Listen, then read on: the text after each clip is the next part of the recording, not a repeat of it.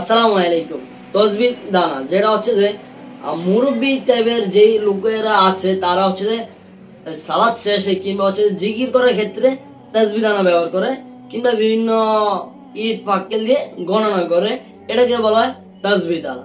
তো এই তসবিহ দানার সাথে আমরা সবাই পরিচিত, বাট সোশ্যাল মিডিয়াতে এই কিছুদিন যাবৎ এই তসবিহ দানা নিয়ে প্রচুর বিতর্কের জন্ম দিয়েছে। কোন এক পক্ষ বলতেছে তসবিহ দানা পড়া বেদাত, এটা দিয়ে জিকির বা হচ্ছে জিকির গুলো করা যাবে না। অন্য দল বলতেছে যে না যাবে, এটা বেদাত নয়, এটা উত্তম বেদাত।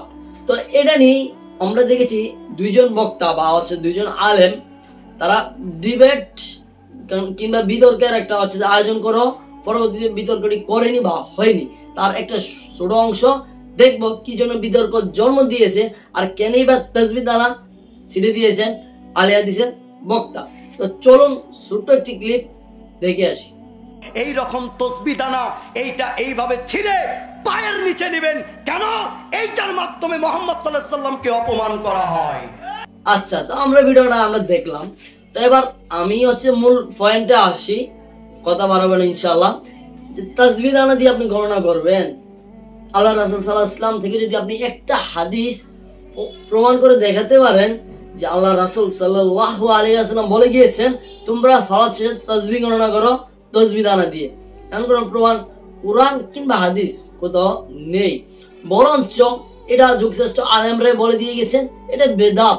এমনকি আমরা যখন এটা নিয়ে বিতর্ক করেছিলাম আমাদের এলাকায় কিছু দিনী ভাইদের সাথে, তাবলিগি সম্ভব, তারও এটা স্বীকার করতে বাধ্য হয়েছিল, কেননা তসবিহ দানা দিয়ে গণনা করার কোনো হাদিস আল্লাহ রাসূল সাল্লাল্লাহু আলাইহি ওয়াসাল্লাম থেকে প্রমাণিত নয়।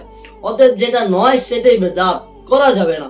এমনকি তারা একটা হাদিস উপস্থাপন করেছিলেন আমাদের কাছে যে সম্ভব কোন এক সাহাবী পাথরের কণা দিয়ে তসবিহ দানা গণনা করেছিলেন, তবে সেটাও হচ্ছে যে দুর্বল, জয়ীফ, যেটা মানা যাবে না।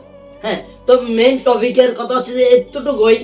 আল্লাহ রাসূল সাল্লাল্লাহু আলাইহি ওয়াসাল্লামের স্পষ্ট হাদিসে বর্ণিত, তিনি বলেন যে যারা আঙ্গুল দ্বারা গণনা করবে কিয়ামতের দিন এই আঙ্গুলগুলো সাক্ষী দিবে।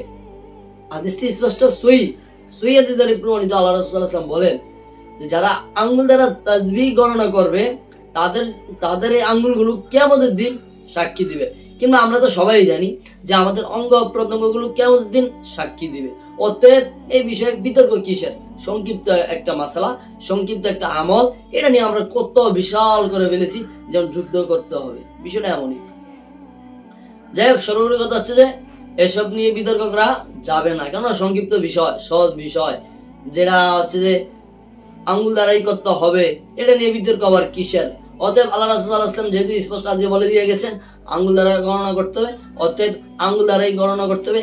এর বিকল্প কোনো হাদিস, যুক্তি, ফতোয়া, মাসালা কিংবা আপনি কোনো কথাই দেখাতে পারবেন না ইনশাআল্লাহ। আল্লাহ আমাদের সবাইকে সঠিকটা বোঝার ও মানার তৌফিক দান করুক। আল্লাহ আমাদের সবাইকে সহিহ বুঝ দান করুক। ওয়া মা তৌফিকা ইল্লা বিল্লাহ।